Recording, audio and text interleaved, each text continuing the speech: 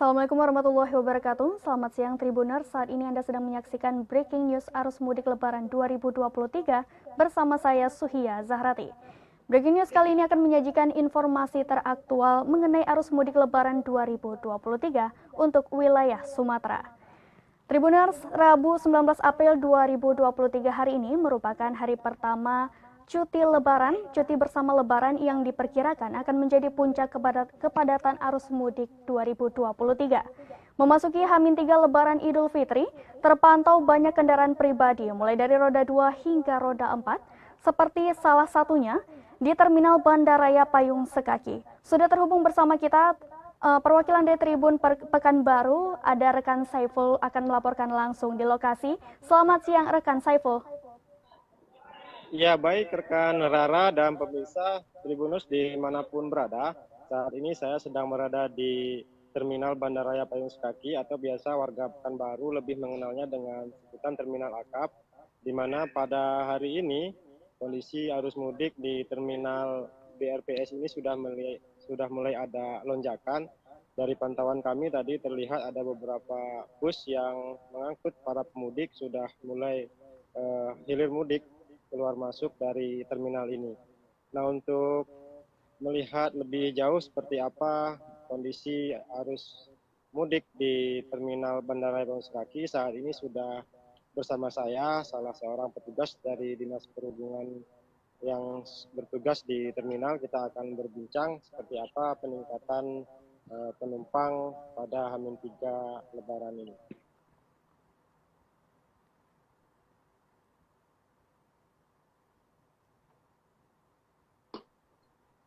Baik, saya saat ini sedang bersama Pak Rizky, salah satu petugas yang ada di Bandara Payung Sekaki. Kita akan berbincang. Pak Rizky,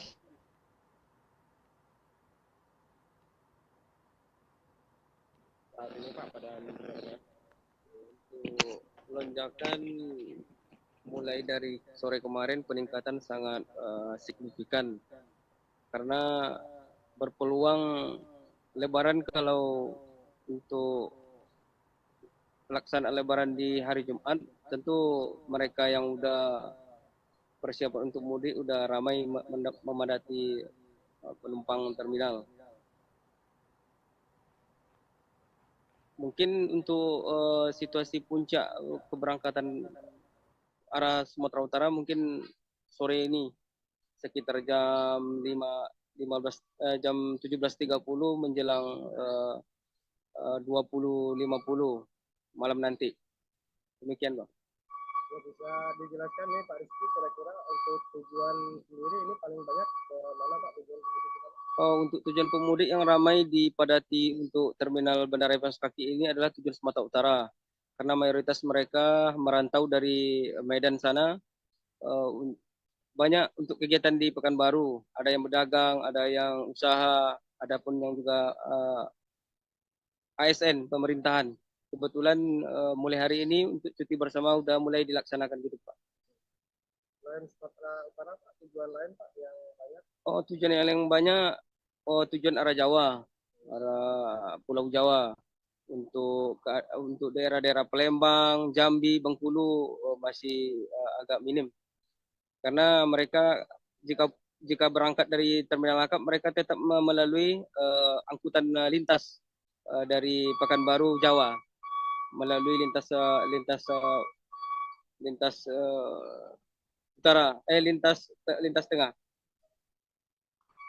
Untuk persiapan kita Pak, menjelang terjadinya puncak arus mudik, kalau untuk persiapan kami tetap konsisten dengan kegiatan di terminal untuk menempati pos masing-masing dan mendata kedatangan dan keberangkatan penumpang di lajur-lajur keberangkatan bus di Terminal Bandaraya Payung Sekaki ini.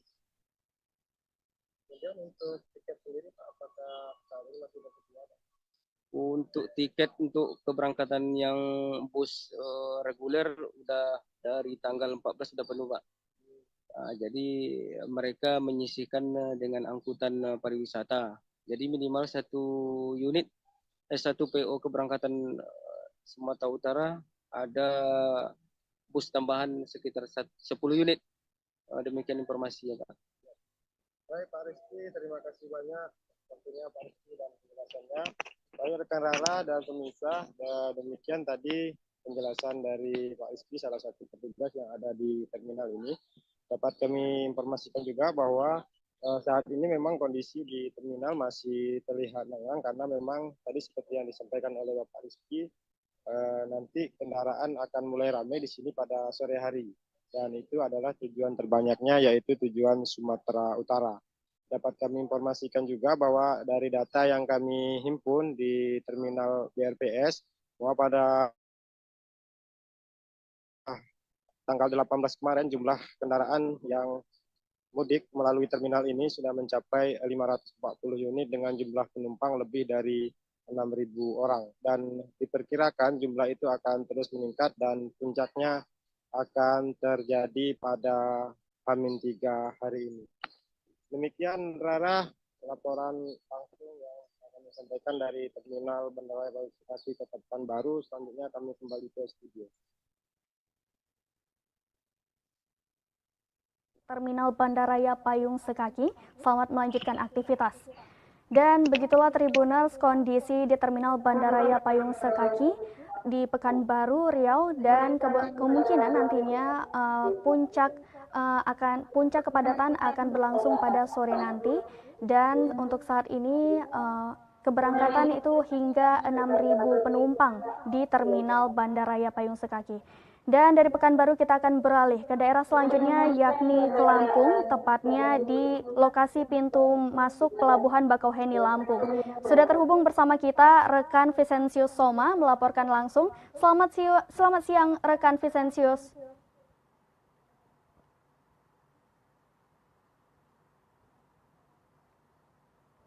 Ya, selamat siang rekan Vicensius.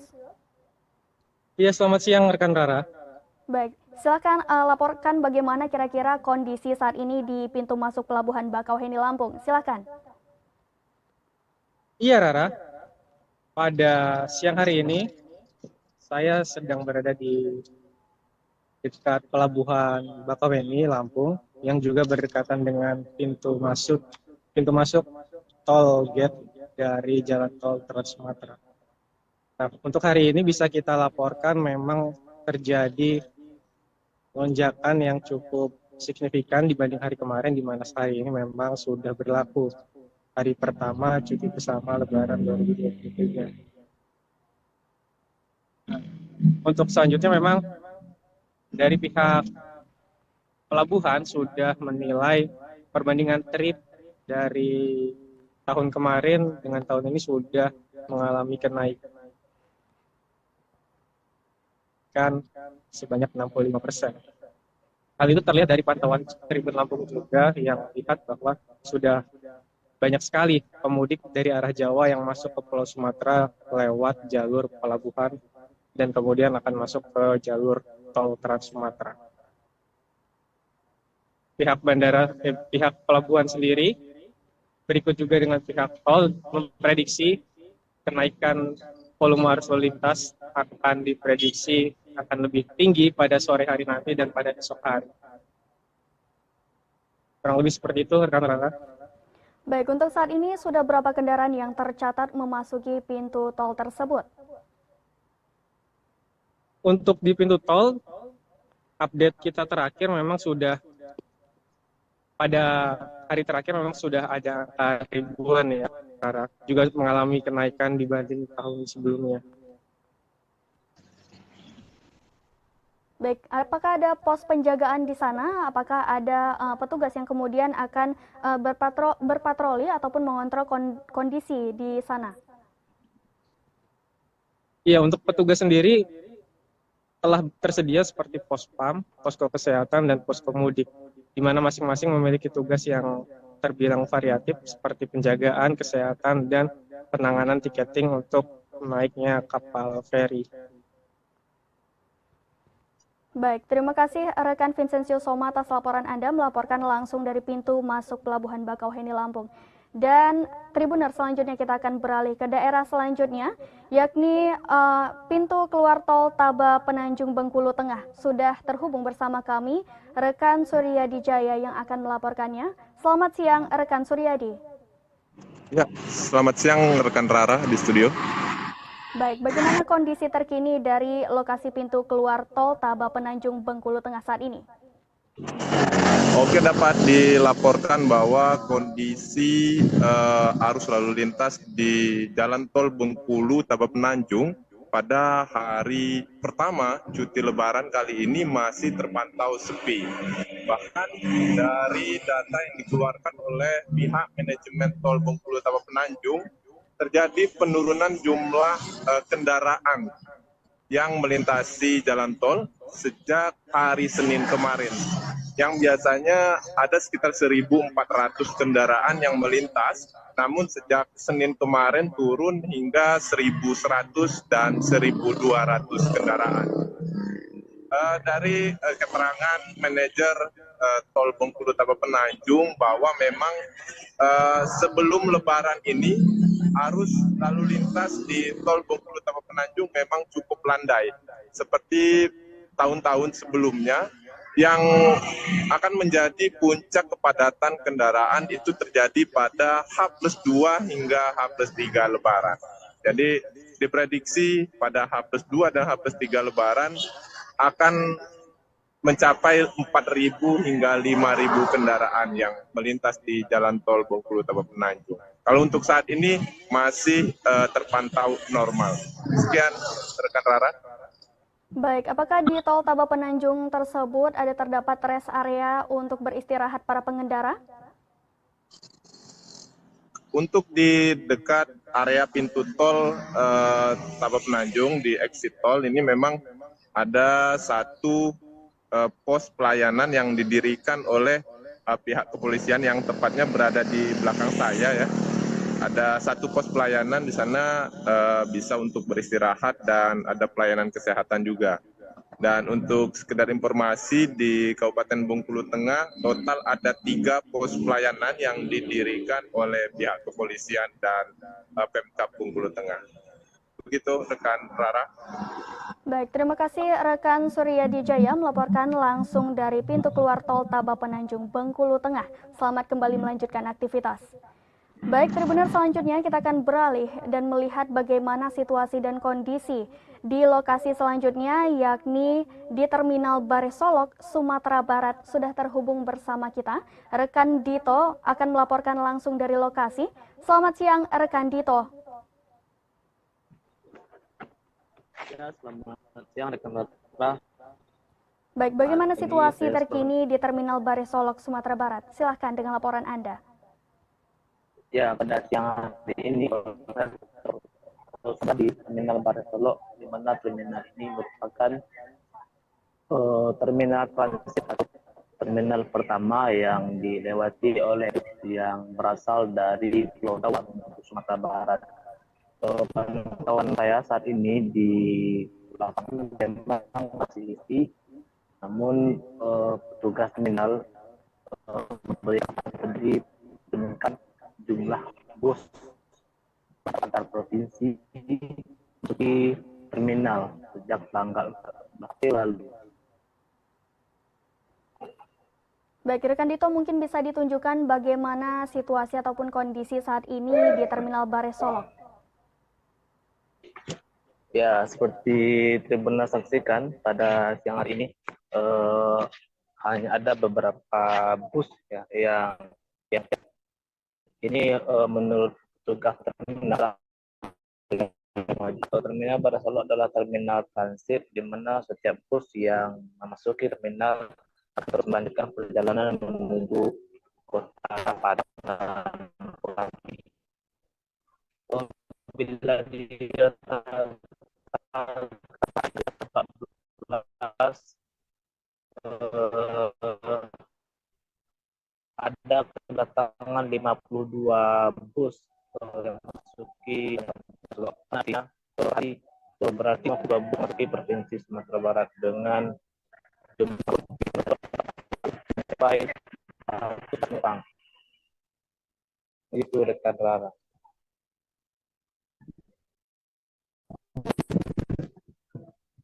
Kota mana? Baik, kita tidak umumnya ini adalah Kota Bukit Tinggi dan Kota Padang, dan hampir sebagian besar bus yang masuk ke Terminal Barat Solo adalah bus yang berasal dari Provinsi Jakarta dan Pulau Jawa pada umumnya, rekan Rara.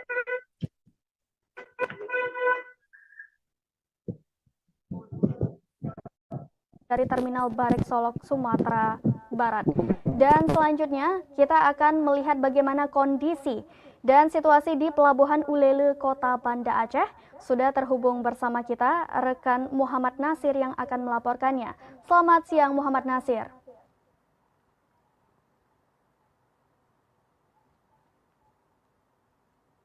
Selamat siang Muhammad Nasir.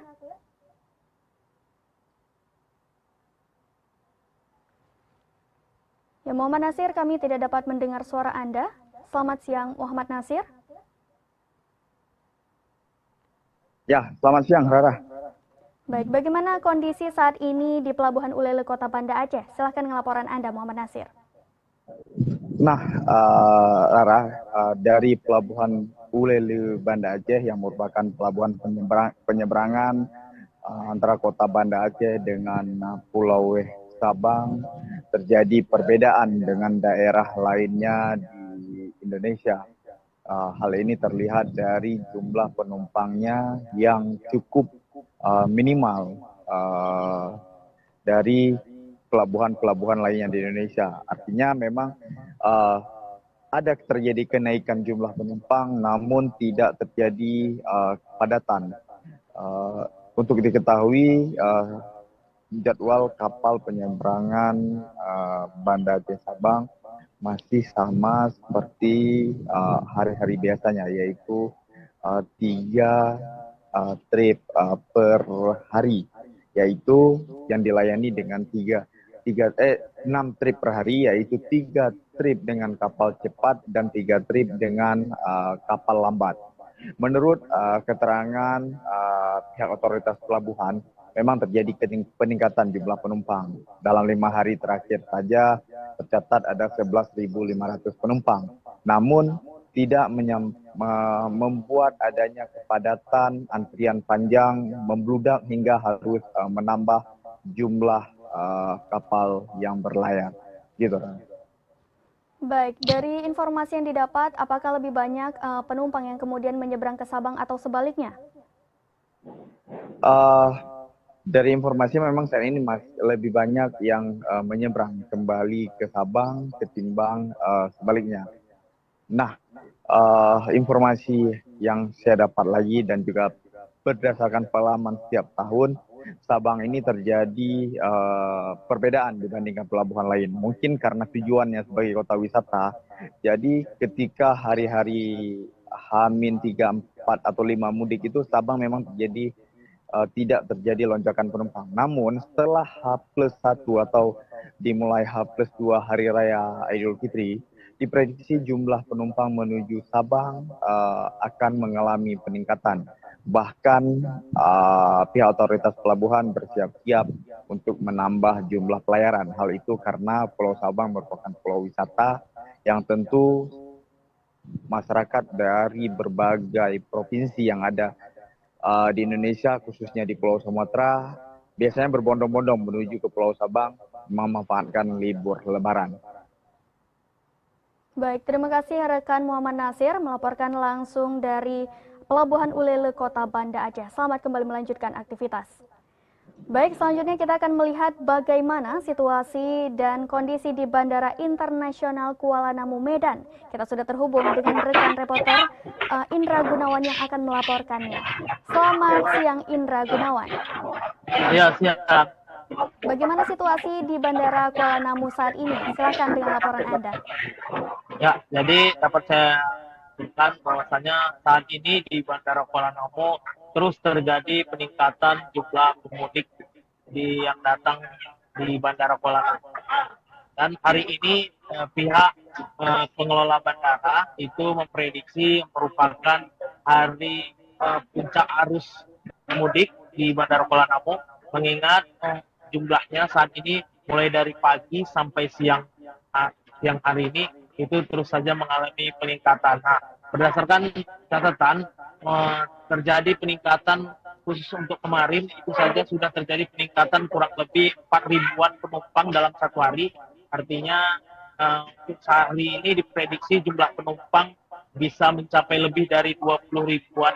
Mengingat kemarin pada H-4 itu pada 18 April jumlah penumpang di Bandara Kuala Namu sendiri untuk domestik mencapai 20.837 atau untuk yang berangkat itu ada 9.000, cuma 9.277, sementara untuk yang tiba di Bandara Kuala Namu ini ada mencapai 11.560 untuk penerbangan domestik. Nah, hari ini diperkirakan sampai nanti malam itu jumlah pemudik akan terus memadati Bandara Kuala Namu. Seperti itu, rekan Rara. Baik, mungkin bisa ditunjukkan bagaimana kondisi saat ini di Bandara Kuala Namu. Ya, seperti ini. Jadi saat ini saya sedang berada di pintu kedatangan area domestik yang ada di lantai 1 Bandara Kuala Namu.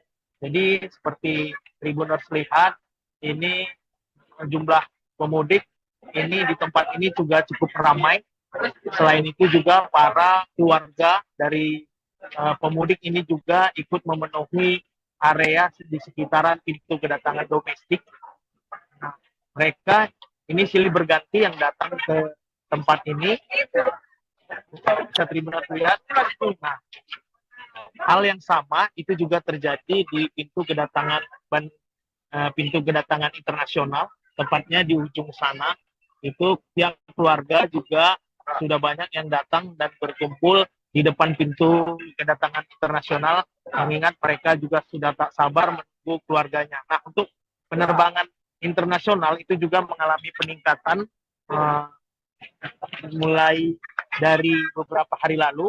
Hanya saja lebih banyak warga Sumatera Utara ini yang keluar pergi ke luar negeri pada saat musim mudik Lebaran. Nah, untuk datanya itu pada hari kemarin itu untuk yang keluar atau berangkat ke luar negeri itu mencapai 3.150, sementara untuk yang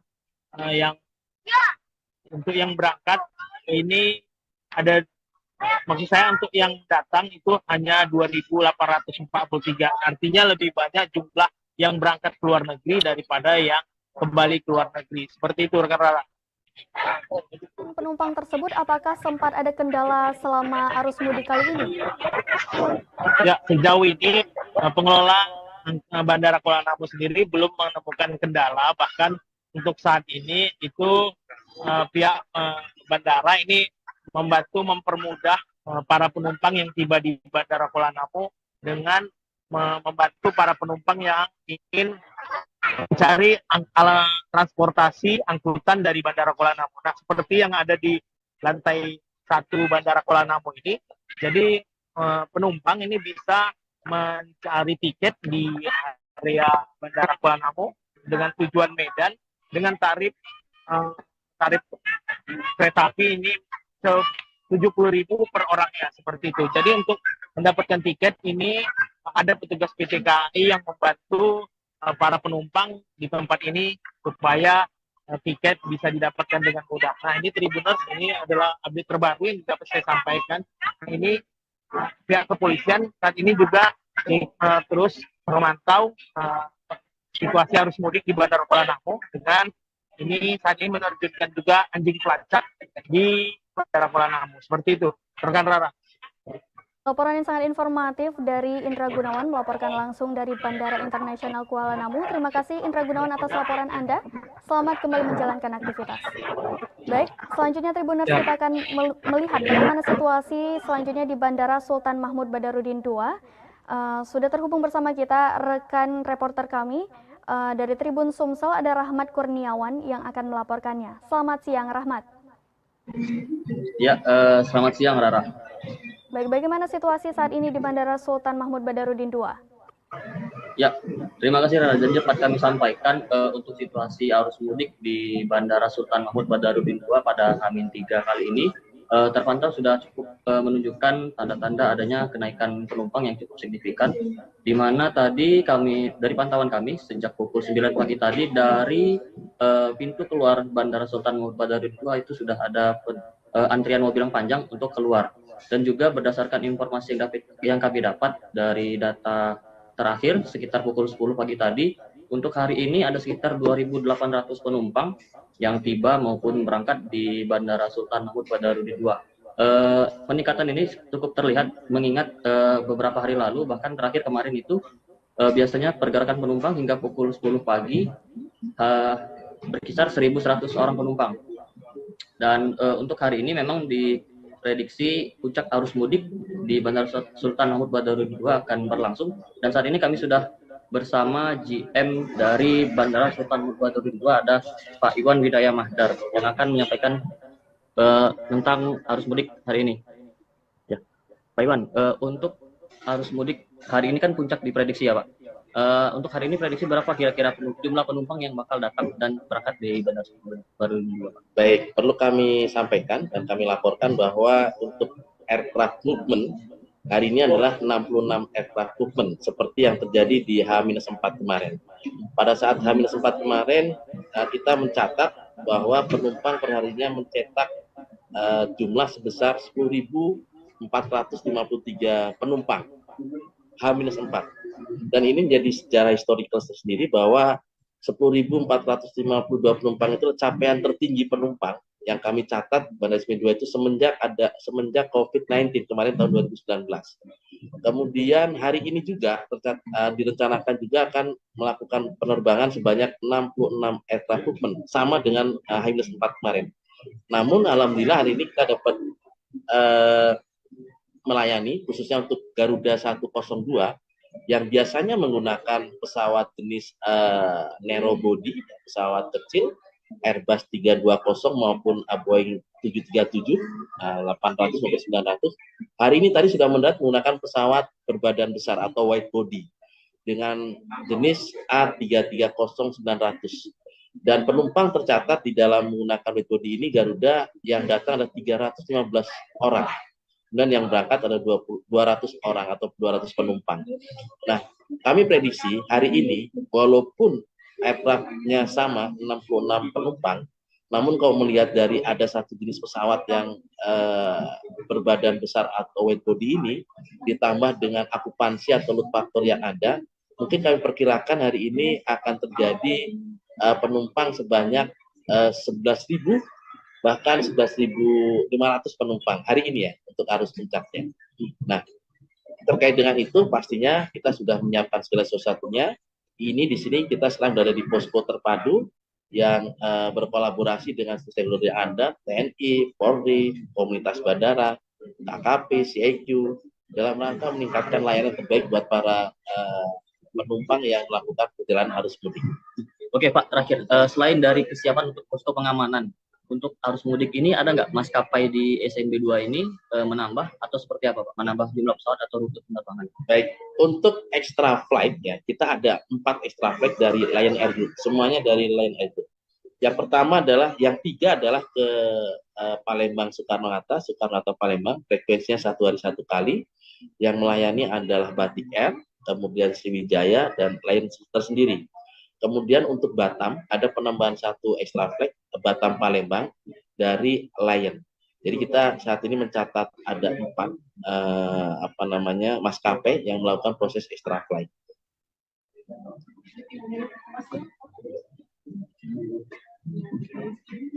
Oke, itu tadi Rara statement dari GM Bandara. Jadi memang untuk hari ini di Bandara Sultan Mahmud Badarudin II akan terjadi puncak arus mudik, di mana diperkirakan untuk hari ini ada pergerakan penumpang sekitar 11.000 penumpang. Dan tadi juga sudah disampaikan bahwa ada 1 tambahan pesawat Pak ya untuk di Bandara Sultan Mahmud Badarudin II yang change jenisnya Pak ya? Ya, tukar jenisnya. Nah, jenisnya. Untuk di sini cuaca di Palembang terang, tidak ada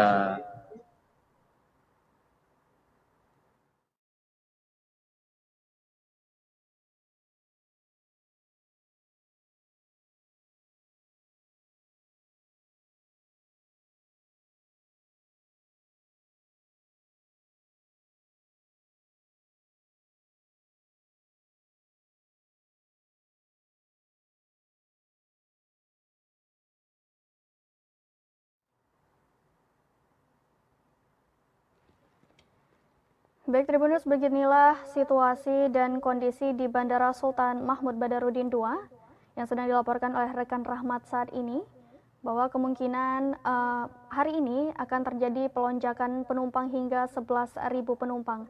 Rekan Rahmat bisa mendengar suara saya?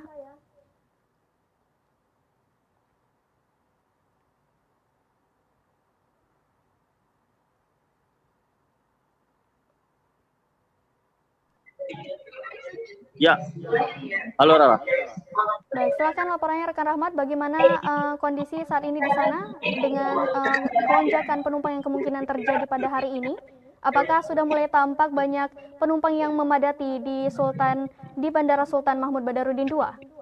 Ya, jadi ini dapat kita lihat ini dari pintu kedatangan di Bandara Sultan Mahmud Badarudin II. Bisa kita lihat ini penumpang yang datang dari Pangkal Pinang dan juga Jakarta sudah tiba di Bandara Sultan Mahmud Badarudin II, dan kita lihat di sini keluarga dari pemudik yang ada di bandara menunggu kedatangan anggota keluarganya yang mudik. Untuk di Bandara Sultan Mahmud Badarudin II sendiri memang pintu kedatangan memang lebih ramai dibandingkan pintu keberangkatan, karena banyak pemudik yang berasal dari Pulau Jawa dan juga Kepulauan Riau pulang ke Sumatera Selatan, begitu Lara. Rekan Rahmat, atas laporan Anda, selamat kembali menjalankan aktivitas. Ya. Demikian hasil laporan dari rekan Rahmat langsung dari Bandara Sultan Mahmud Badarudin II. Dan seperti yang kita lihat tadi bahwa beberapa lokasi sudah menunjukkan kelonjakan arus mudik 2023 seperti di Kuala Namu tadi dan di Bandara Sultan Mahmud Badarudin II dan lokasi lainnya tentunya. Nah, baiklah Tribuners, baru saja kita mendengarkan laporan langsung dari lokasi titik kepadatan arus mudik 2023 di beberapa wilayah di Pulau Sumatera. Nah, bagi Tribuners yang kemudian sedang berada di jalan, tetap berhati-hati, utamakan kenyamanan dan keselamatan dalam berkendara. Demikian breaking news liputan arus mudik 2023. Saya Suya Zahrati pamit undur diri. Assalamualaikum warahmatullahi wabarakatuh.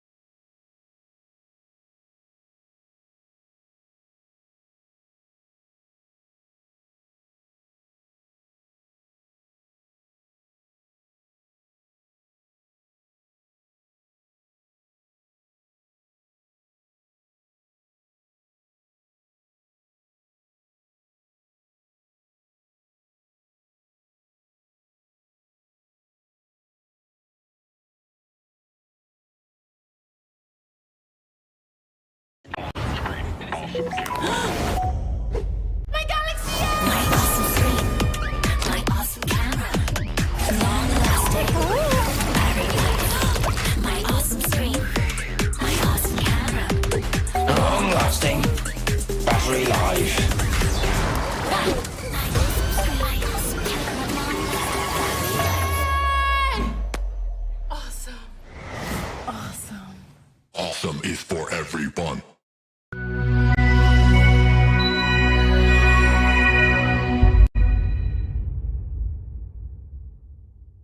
بسم الله الرحمن الرحيم. السلام عليكم ورحمة الله وبركاته. الحمد لله الذي فضل المؤمنين بالصيام ويجعلهم من المتقين، والصلاة والسلام على رسول الله الذي فضله ربنا رحمة للعالمين وإمام المرسلين، فصلوات الله عليه وسلامه التام وعلى آله وصحبه أجمعين إلى يوم الدين وبعد. Peserta yang i'tikaf yang dimuliakan Allah Subhanahu wa taala, alhamdulillah kita sangat bersyukur kepada Allah diberikan kesempatan untuk mendapati Ramadan sampai dengan hari ke-27. Ini anugerah yang sangat besar. Semoga Allah menerima seluruh ibadah kita, mengabulkan doa-doa kita, dan semoga Allah menganugerahkan Lailatul Qadri untuk kita semuanya insyaallah. Ada berita yang mungkin juga sampai kepada kita mengenai perbedaan-perbedaan pendapat dan juga mengenai persoalan-persoalan yang seharusnya tidak diperselisihkan, tapi dicari dasar keilmuannya untuk dipahami sehingga mendapatkan solusi dan bisa menilai dengan baik. Sekarang ini kalau kita dengar di luar, banyak sekali diskusi-diskusi seputar penetapan awal Idul Fitri. Yang terkadang perlu dikontrol adalah cara menyikapi atau cara bersikap dan berargumentasi dalam diskusi itu. Diskusi itu bagus, ya. Untuk apa? Menggali berbagai macam pengetahuan lewat persoalan-persoalan yang dikaji, ya. Bahthul masail, membahas persoalan-persoalan sehingga ilmu bertambah, argumentasi menguat, cara berpikir juga semakin kuat. Hanya kalau cara berdiskusinya tidak tepat, berargumentasinya kosong, nah itu malah memicu hal-hal yang kontraproduktif, tidak sehat, tidak baik. Apalagi dalam suasana Ramadan seperti saat ini. Kan Ramadan itu kan mengendalikan diri, mengendalikan akal, mengendalikan nafsu, mengendalikan hati. Jadi kalau sampai hari ke-27 ternyata masih senang berdebat, ya, apalagi senang mengecilkan misalnya, menilai pihak-pihak yang mungkin berbeda itu dengan penilaian yang tidak baik, dengan ekspresi yang tidak bagus, maka patut direnungkan kembali perjalanan spiritual Ramadannya. Nah, itulah yang sering kita bahas bersama tentang pentingnya kita belajar sampai mendapatkan hikmah dari Allah Subhanahu wa taala. Kalau sudah dapat hikmah, insya Allah bisa menempatkan posisi. Sekalipun argumentasinya unggul, tidak harus mengecilkan orang-orang lain yang punya argumentasi juga, tapi nanti punya dasar penghormatan. Karena itulah berdakwah itu perlu hikmah sebelum mau'izah hasanah. Jadi diskusi itu nanti, jidal itu nomor 3, dan itu pun mesti dengan cara yang paling elok.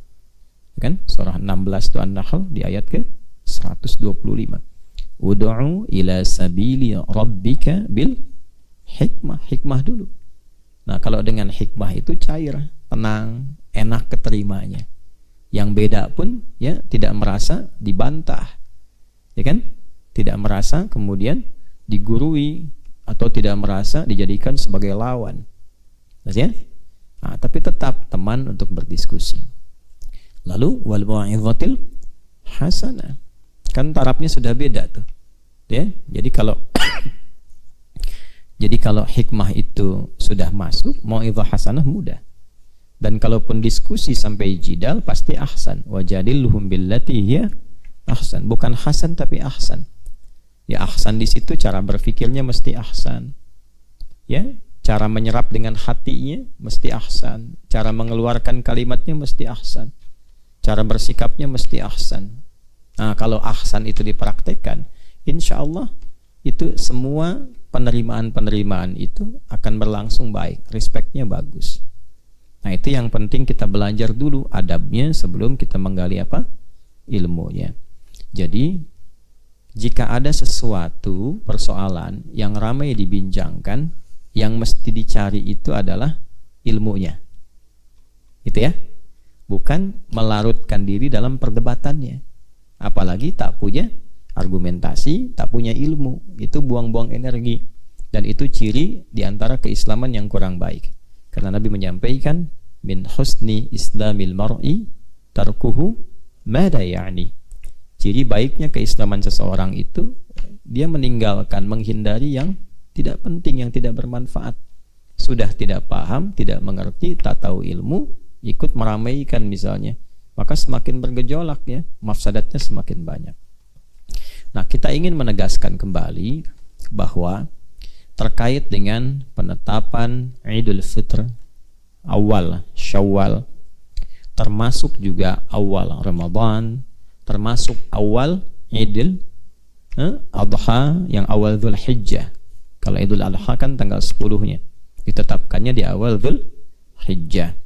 Maka penetapan ini termasuk bahkan dalam ibadah harian seperti sholat, metodologinya ada 2. Ingat itu ya, metodologinya ada 2. Baik kita mendalami dari pendalaman dalilnya dalam Al-Quran, isyarat-isyaratnya, ataupun dalam keterangan hadis-hadis Nabi SAW, yang kemudian dipahamkan kepada kita secara bersanad oleh para ulama-ulama. Itu metodologi yang diterima itu ada 2. Baik untuk ibadah harian yang pernah kita bahas juga, seperti sholat. Nah, ibadah harian patokannya itu matahari. Jelas ya? Apa patokannya?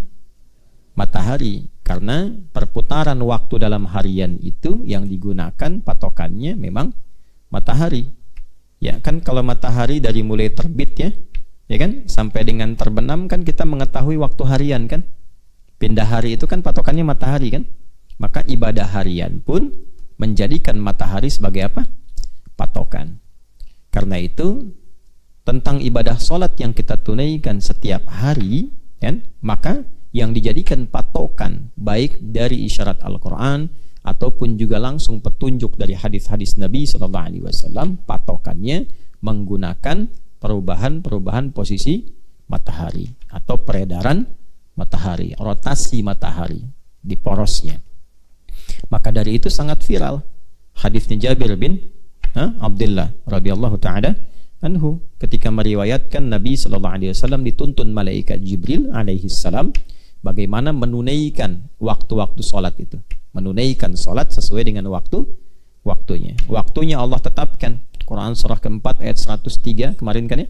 Ya innas salata kanat 'alal mu'minina kitaban mauquta. Bagi orang beriman itu Allah telah tetapkan waktu-waktu spesifik menunaikan salat. Maka nanti dirinci. Ya, di pertemuan lalu kita bahas Quran surah 11 Hud ayat 114. Aqimis salata tarafain nahar wa zulafan minal lail. Innal hasanati yudhibnas sayyiat. Maka tunaikan salat, aqimis salat sesuai dengan rukun dan syaratnya. Tarafain nahar di 2 sisi siang, wa zulafan minal lail, kemudian menuju ke malam. Dirinci lagi nanti berapa kali, berapa waktu. Maka turun Quran surah ke-17 kan, ayat ke-78. Aqimis salata liduluki syamsi ila ghasaqil laili wa qur'anal fajr. Inna qur'anal fajri kana mashhuda. Nah, liduluki syamsi itu sampai Quran al-Fajri, detailnya bagaimana? Ya kan? Maka Nabi dibimbing langsung oleh malaikat Jibril. Datang Jibril alaihi salam, ya, membangunkan Nabi, "Qum ya Muhammad sallallahu alaihi wasallam." Maka Nabi ikut di belakangnya, khalfahu dalam redaksi hadisnya. Ya, maka ditunjukkan ini waktunya zuhur. Nabi salat zuhur. Orang-orang ikut di belakangnya. Demikian dalam redaksi hadisnya. Lalu asar dibangunkan lagi. Ya, diingatkan, ayo ini waktunya asar, sampai ke maghrib, sampai ke isya, sampai ke subuh. Gitu. Lalu setelah itu muncul hadis-hadis lain untuk menunjukkan ru'yatnya. Ya, kapan liduluki syamsi itu waktunya kapan? Maka disebutkan waktu zawal, li izalatis syamsi. Apa itu zawal? kalau posisi matahari itu sudah ada persis di atas kita itu, ya sama persis di atas, kemudian condong sedikit ke barat, ya sehingga bayangan sedikit masih agak memanjang tuh. Jadi tepat di atas kepala tapi condong sedikit ke barat. Nah itu zawal. Izalah itu kan tadinya kepleset kan, ya zalati al-aqdam, ya kaki terpleset. Kalau kepleset kan geser, ya kan? Maksudnya geser dari posisi. Jadi dari di atas persis di atas kita geser sedikit ke arah barat. Nah kemudian yang kedua, kalau bayangannya sudah sama dengan tinggi bendanya, asar, ya kan? Makanya sering diilustrasikan dengan tongkat itu, misalnya kalau tingginya 1 meter, ya kan? Nah ada posisi matahari yang dalam posisi tertentu itu ketika dia bersinar, ya sinarnya menerpa misalnya tadi mengenai tongkat itu keluar bayangan kan. Nah tingginya sudah sama-sama 1 meter itu, ya maka itulah waktunya asar. Demikian terus sampai ke maghrib, sampai hilang syafaq yang merah itu hilang, muncul waktu isya, ya gelap, kemudian fajar dengan datangnya cahaya fajar, ya fajar shadiq yang membelah kegelapan malam, kan? Kemudian muncul kilatan cahaya putih itu, ya maka muncullah waktu fajar. Nah itu dalam prakteknya baik di era Nabi Shallallahu Alaihi Wasallam, ke sahabat, ke tabi'in setelah itu menggunakan penglihatan, ru'yat bayangan, ya kan? Kan ngelihat posisi matahari kan, lalu dilihat bayangan kan, oh ini udah zuhur, ini asar. Ya Jibril alaihissalam kan ngajarinya sekali, jelas kan? Nah, bagaimana mempraktekkan setelah itu? Ru'yat. Ya kenapa ru'yat? Karena memang kondisi masyarakatnya pada umumnya tidak mampu untuk menghisab. Ya, karena pada umumnya masyarakatnya sifatnya ummi. Ummi itu halat wiladatul ya. Pada keadaan seperti ya dilahirkan ibundanya. Ini bahasa kiasan, majaz, yang belum bisa menulis, membaca, menghitung dan sebagainya. Nah, umumnya kalangan masyarakat Nabi di komunitas pada masa itu pada umumnya itu tidak biasa menulis, nggak bisa membaca, apalagi menghitung kompleks yang disebut dengan hisab itu. Makanya Nabi kan mendeklarasikan, ya ada di hadis riwayat Muslim nomor hadis 1080 dari sahabat Ibnu Umar radhiyallahu taala anhuma. Nabi mengatakan, itu pakai nun taukid loh, inna ummatun ummiyatun, inna ummatun ummiyah, la naktubu wala nahsibu. Ada 2 redaksi, nahsibu, nahsubu. La naktubu wala nahsibu, gitu. Kami ini umumnya masyarakat yang memang ummi, ya pada mayoritasnya itu enggak ada yang terbiasa menulis, enggak ada apalagi yang menghitung, apalagi hitungan kompleks. Makanya yang paling gampang yang dipraktekkan, malaikat Jibril itu memberikan contoh paling gampang dipraktekkan dengan kondisi masyarakatnya. Orang nggak bisa ngitung kok disuruh hitung sehingga muncul akurasi waktu sholat yang bisa dihitung. Nggak bisa kan? Kan harus muqtadal hal yang memudahkan. Agama datang memudahkan, bukan menyulitkan. Ya, yuridullahu bikumul yusra wala yuridu bikumul usra. Quran surah kedua ayat 185. Allah menginginkan kemudahan, bukan kesulitan. Bahkan di balik yang sulit cari yang mudah.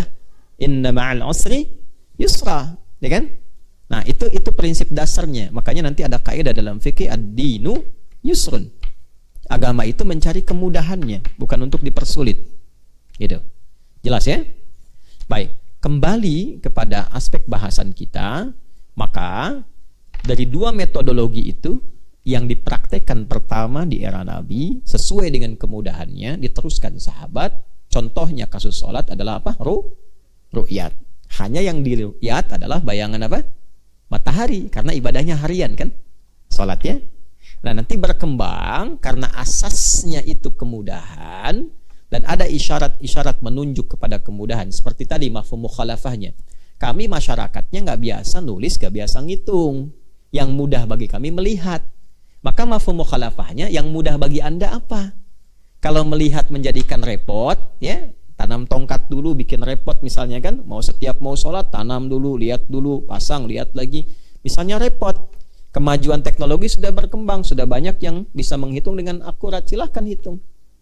Maka disinilah kita penting untuk memahami, bahkan di ayat-ayat Quran ada isyarat perhitungan kompleks yang detil hasilnya, presisinya tinggi, akurasinya tinggi, itu disebut dengan apa? Hisab. Dari mana kita bisa tahu bahwa rotasi matahari itu perputaran matahari khususnya yang melahirkan pergantian siang dan malam bisa jadi objek hitungan. Maka turunlah Quran surah ke-10 Yunus di ayat yang ke-5.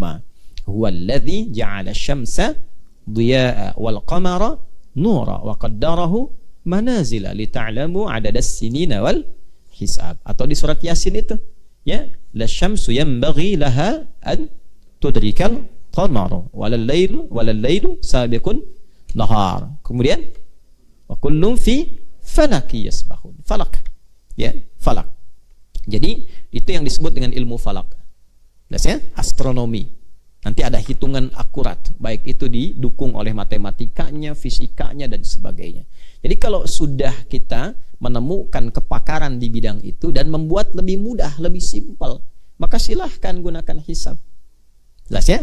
Karena itu sekarang umumnya masyarakat merasa mudah dengan hisab. Ada penanggalan kalender, kan? Sehingga bisa dihitung tuh setiap hari pakai penanggalan. Ada jam sekarang dibuat. Karena itulah orang sholat sekarang menggunakan patokan waktunya dengan jam. Hampir jarang kita menemukan yang tanam tongkat atau lihat bayangan, kan? Jelas? Padahal waktu untuk menunaikan sholat dengan menggunakan jam itu di era Nabi tidak dilakukan. Tidak ditemukan, jamnya aja belum ada. Karena menghitungnya aja secara kompleks, ya, belum ada yang pakar sampai segitu. Tapi kita tidak bisa menyebut bahwa itu adalah perbuatan bid'ah karena dalilnya ada, Qur'annya tadi ada, hadisnya juga ada. Ya, cara memahaminya begini sebagai metodologi. Karena kami ini masyarakat yang ummi, kata Nabi, ya, tidak banyak yang pakar, nggak ada bahkan yang pakar itu yang bisa ngitung dengan kompleks, ya, sehingga bisa memetakan waktu dengan mudah, cepat berdasarkan hitungan, ya. Nah, karena sifatnya demikian, maka yang digunakan pada masa itu apa? Ru'yat, melihat. Jadi masyarakat kami pada umumnya nggak biasa nulis, nggak biasa ngitung, ya kan? La naktubu wala nahsibu. Ya, karena itulah yang digunakan apa? Melihat. Nah, mafhum mukhalafahnya yang ringan bagi Anda, ya kan? Pengertian terbaliknya, yang ringan bagi Anda, yang memudahkan itu yang digunakan. Karena itu sampai sekarang tidak ada satupun yang menolak orang sholat menggunakan jam. Dan ingat, sholat itu ibadah pokok. Pernah saya sampaikan, kan? Yang paling pokok, sholat itu di atas statusnya, di atas puasa, di atas haji, di atas zakat, dalam konteks kekuatan kewajibannya. Ya, haji itu baru diwajibkan jika Anda punya kemampuan. Puasa itu masih bisa diqadha, kalau sakit masih bisa diqadha. Nggak mampu dibayar fidyah. Gitu. Zakat tuh baru dikeluarkan kalau sudah punya nisabnya. Tapi sholat tidak. Sholat itu dikerjakan, begitu baligh langsung dikerjakan. Dan itu toleransinya bisa dikatakan hampir tidak ada toleransi ketika punya kemampuan dalam semua keadaan. Tak bisa berdiri, duduk. Tak bisa duduk, berbaring, kan? Berbaring sulit dengan bergerak. Bergerak sulit dengan isyarat mata. Isyarat mata sudah sulit dengan hati selama masih sadar. Dan kalau hatinya sudah tidak berfungsi, kan kita sepakat disolatkan, kan? Gitu ya. Nah, maka Anda bayangkan amalan pertama yang dihisab di hari kiamat, yang menentukan amalan lainnya, yang pokok, yang langsung menghadap Allah. Dialognya terjadi ketika menyebut alhamdulillahirabbil alamin, dijawab hamadani, ya, abdi, dan seterusnya. Nah, itu kita menggunakan patokan apa? Hisab. Nah, apakah boleh kalau ingin masih menggunakan ru'yat, menanam tongkat atau melihat ke bayangan matahari, boleh nggak? Boleh, tidak ada masalah. Karena prinsipnya yang paling memudahkan. Karena nggak semua orang punya jam. Ya, mungkin di masyarakat tertentu, kalau ke tepian pantai, di pegunungan, ya kan? Atau Anda sedang camping misalnya, bepergian, qadarullah nggak bawa jam, nggak bawa handphone, ya kan? Nah, bagaimana menentukannya? Kan lihat matahari, langsung diruyat, kan? Terus tanam tongkat gitu, ya kan? Jelas sampai sini ya? Nah, itu penting untuk dipahami. Maksudnya metodologi ini memudahkan. Itu. Jadi ini semua sesuai dengan prinsip semuanya. Prinsip usul fikih sesuai, dalilnya sesuai, Qur'annya, hadisnya, ya. Prinsip kemudahan ibadahnya sesuai. Jadi sulit untuk menolaknya. Jelas. Nah, sekarang kalau kita ingin praktekkan dua metodologi ini, hisab dan ru'yat, kepada ibadah bulanan atau tahunan yang bukan harian. Nah, untuk mengetahui perpindahan waktu bulanan sehingga menjadi tahun, patokannya bukan matahari, tapi apa? Hilal. Ya, perubahan fase-fase bulan. Jadi patokannya bukan matahari, hilal. Hilal itu perubahan fase bulan. Jamaknya ahillah. Ya kan? Bendanya, objeknya disebut dengan qamar namanya. Ya kan? Kalau dia putih bulat, ya bening bulat putih maksudnya, itu disebut dengan bid, ya, badar, ya, bidnya putihnya, badar itu bulatannya. Baik. Nah, jadi kalau kita ingin menentukan waktu-waktu spesifik ibadah yang sifatnya tahunan atau dari pergantian bulan, seperti haji itu harian atau tahunan? Tahunan. Ramadan tahunan. Ya, Idul Fitri tahunan. Maka yang digunakan objeknya jangan matahari, tapi apa? Bulan. Perubahan hilalnya, bukan bulan benda ininya, tapi perubahan fase bulannya. Ya kan? Perubahan itu nanti diketahui dari pantulan sinar mentari yang mantul ke bulan, menunjukkan kemudian perubahan-perubahan bentuknya terlihat oleh kita dari bumi dari sini. Ya, maka dari mana dalil Qur'annya? Patokannya itu menggunakan hilal, perubahan-perubahan fase bulan. Maka turunlah Quran surah kedua Al-Baqarah ayat 189. Ini asalnya sahabat junior Ibnu Abbas radhiyallahu taala anhuma mengamati hilal berubah terus tiap waktu. Ya, dari sabit, kemudian setengah, lalu full moon, ya, penuh, tiba-tiba mengecil, sabit terbalik lagi, hilang, kosong. Berkonsultasi pada Nabi, bertanya. Nah, itu bertanya itu membuka wawasan, membuka pengetahuan. Jadi kalau belum tahu bertanya, jangan disimpan. Jelas ya? Ya, dan bertanya pun kepada yang tahu. Di Islam itu bukan hanya tahu, pengetahuannya yang membuat kita jadi baik. Ya, jadi kalau kita bisa tanya pada yang pintar dan soleh. Makanya disebutnya ahli zikir, bukan sekedar ahli fikir. Fas'alu ahla dzikri in kuntum la ta'lamun. Jadi zikir itu bukan sekedar mengingatkan, ya, tapi pengetahuan yang membuat kita lebih baik terkoneksi dengan Tuhan. Jelas ya? Baik, kita tidak perlu terlalu lebar dulu, balikin. Bertanya pada Rasulullah SAW, lalu turunlah ayat menjawab, yas'alunaka 'anil ahillah. Ahillah itu jamak dari kata hilal. Ya. Nah, ada beberapa yang bertanya kepadamu Muhammad sallallahu alaihi wasallam. Ini menarik nih, ya. Yang bertanya Ibnu Abbas, tapi bentuknya jadi mudhari, turun wahyu, yas'alunaka. Kemudian setelah itu bentuknya jamak. Jadi Quran itu sudah memberikan jawaban yang komprehensif, bukan hanya pada masa itu. Nanti mungkin orang juga akan banyak meriset tuh tentang perubahan bentuk-bentuk hilal. Ya, boleh jadi kita juga yang keluar melihat kan, kadang sering penasaran kan. Ini maksudnya apa ya? Kenapa sabit? Ini kenapa begini? Nah, itulah mukjizatnya Al-Quran. Qul hiya mawaqitu linnasi wal hajj. Itu hajinya mungkin. Ya, sampaikan, viralkan, katakan pada mereka yang bertanya bahwa perubahan-perubahan hilal itu bisa menjadi objek penanda waktu untuk menentukan waktu-waktu bagi manusia, khususnya waktu-waktu tahunan seperti haji. Jadi kalau ingin tahu kapan menunaikan ibadah haji, maka objek yang diamatinya apa? Hilal. Ya, bukan matahari, tapi perubahan bulan. Jelas ya? Nah, karena itulah kemudian baik bulan maupun matahari di surat Yunus tuh yang ayat kelima disatukan kan dua-duanya.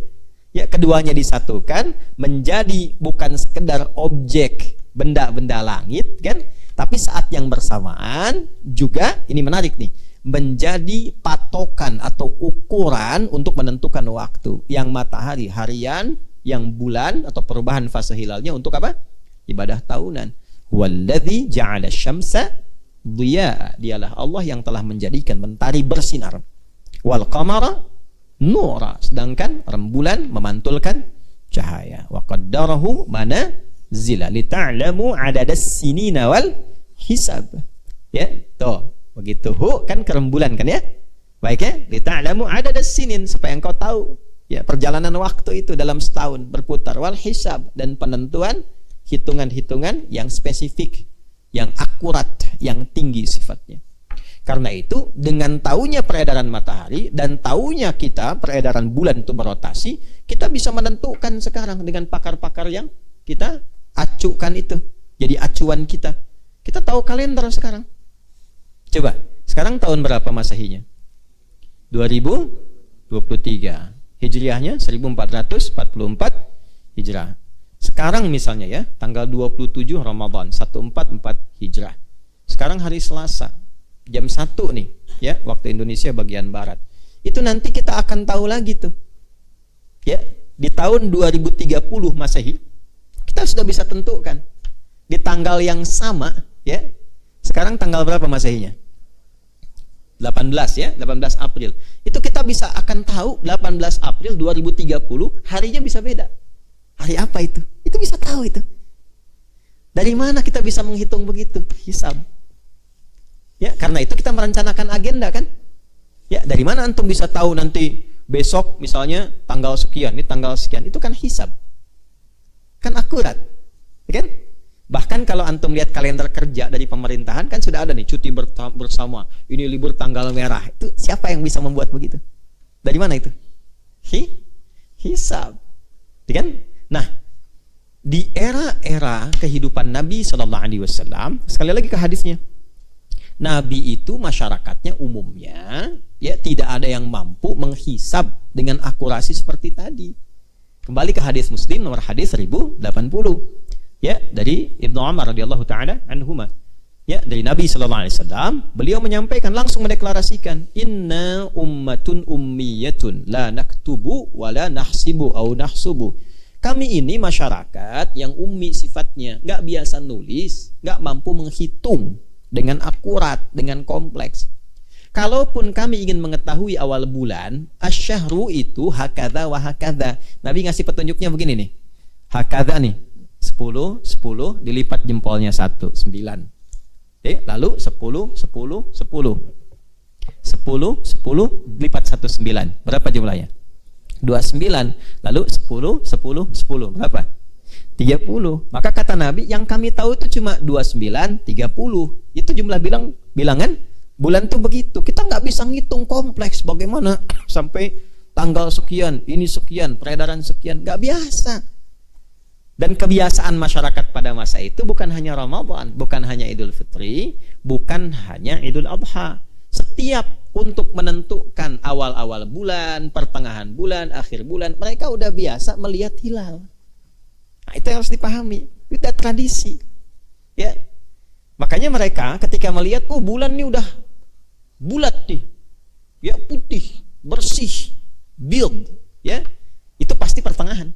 Gampangnya begitu. Kalau antum keluar lihat bulan bersih, bulat itu pertengahan. Kalau enggak 13, 14, 15. Maka disebut ayyamul build. Nabi menyarankan di situ.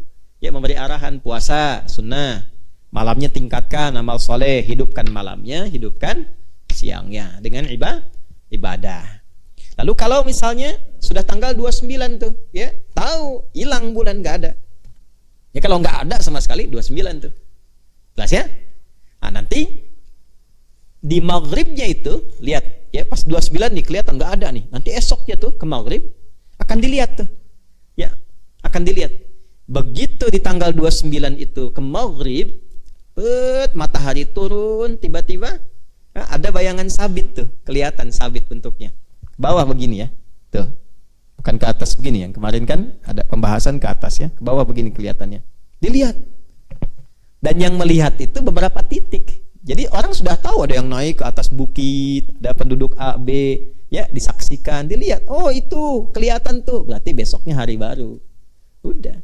Mereka nggak mengerti tanggal 1, 2, 3, enggak. Patokannya tuh lihat hilal, awal, tengah, akhir. Gampang hidupnya. Gampang ya hidupnya ya. Jelas ya? Kalau nggak ada sama sekali hilalnya apa? Akhir bulan 29 tuh. Jelas kan? Kalau kemudian dilihat setelah maghrib tuh, ke maghrib matahari tenggelam, nggak kelihatan hilalnya. Mungkin karena mendung, ya kan? Ya, ghumma, berawan, cenderung mendung, gubia, ketutup, ya. Maka gampang rumusnya, udah genapin aja deh. Genapin jumlah bilangan ini 30. Ya, hari barunya lusa. Hari baru, awal baru. itu bukan hanya untuk Ramadan, bukan hanya untuk Syawal, bukan hanya untuk Dzulhijjah. Setiap bulan begitu. Kalau nggak begitu, gimana tahunya Ramadan? Kan harus diurut. Gimana ketahuan Rajab? Gimana ketahuan Sya'ban? Kan logikanya begitu kan? Maka sudah jadi tradisi masyarakat itu untuk melihat, karena itu yang paling gampang. Jelas? Tapi Nabi memberikan isyarat, tips tadi itu. Inna ummatun ummiyah, kami ini umat yang ummi, la naktubu wala nahsibu. Karena itu kebiasaan kami melihat aja, karena yang paling gampang bagi kami melihat. Karena itu banyak nanti hadis-hadis, termasuk di Al-Bukhari. Ya, di Al-Bukhari nomor hadis 1909.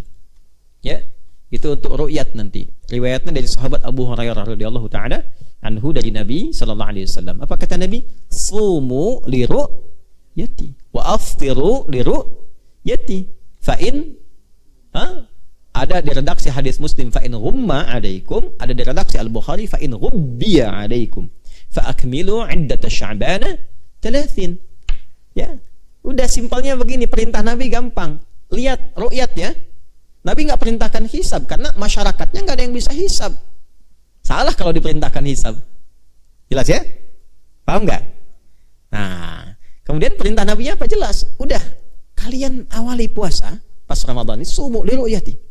Wa aftiru, buka nanti begitu menentukan fitr awal Syawal li ru'yati, dengan ru'yat. Karena itu kebiasaan kita, gitu kan?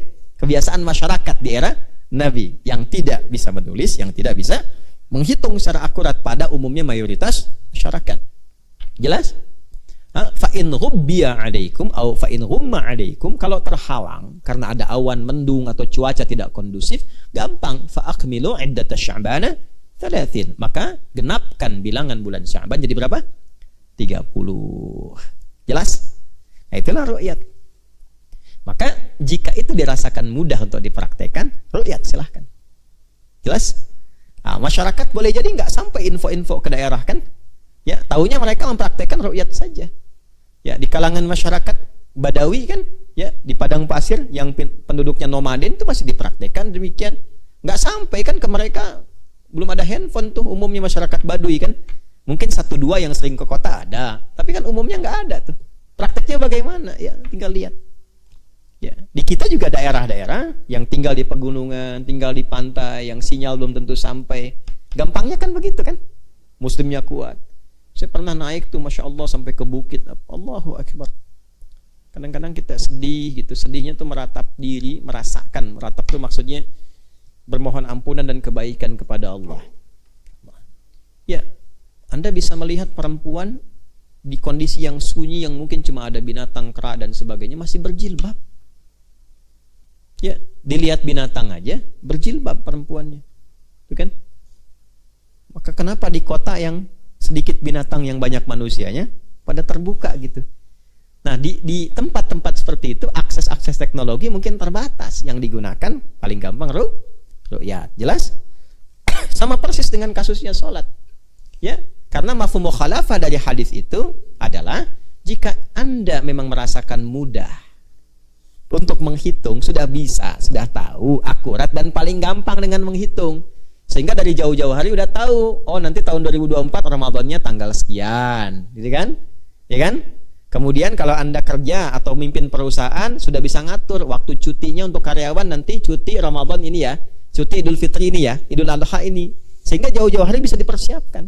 Kalender bisa disusun, persis seperti waktu sholat. Kalau itu merasakan mudah, silakan praktekkan. Karena kami, kata Nabi, dengan masyarakat dulu pada umumnya, nggak bisa ngitung, nggak bisa menulis umumnya, nggak biasa untuk itu, ya. Maka bagi yang sudah merasakan mudah untuk itu, silahkan. Jelas? Baik, silahkan diambil, silahkan dipraktekkan. Jadi Qur'annya ada, hadisnya ada.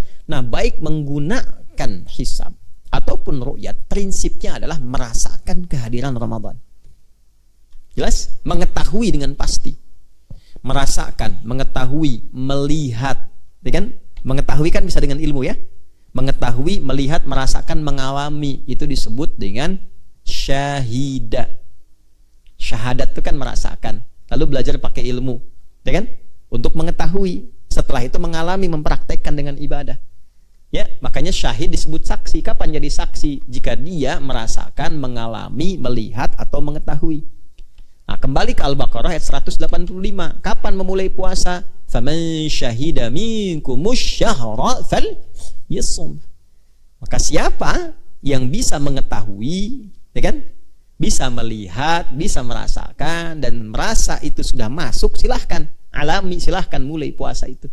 Pun demikian menetapkan Idul Fitri di awal Syawal. Jadi baik ru'yat ataupun hisab pada dasarnya metodologi untuk menetapkan. Dipilih untuk memudahkan, bukan untuk diperselisihkan. Jelas? Jelas gak? Nah, cuma nanti perbedaan pandangan itu hanya kepada begini, ya. Apakah yang dilakukan oleh Nabi pada masa itu merupakan bagian dari ibadah yang diittibai, yang harus diikuti, ya kan? Atau metodologi mutlak saja yang sifatnya umum untuk menemukan illat. Al-hukmu yaduru ma'il lati, hukum itu, ya, itu berlangsung bersamaan dengan illatnya, sebabnya apa. Maka di sini ada dua beda pandangan. Ada yang ingin pokoknya apa yang Nabi praktekkan itu yang kami ingin lakukan, maka konsisten kepada ru'yat, ya. Walaupun teknologi berkembang, hisabnya itu digunakan untuk menunjukkan tanggal 29-nya aja. Kapan 29-nya? Ya, itu sebabnya di luar Ramadan tidak menggunakan itu, untuk Ramadan aja, karena merasa hadisnya untuk Ramadan, sekalipun bulan-bulan lainnya menggunakan pendekatan hisab.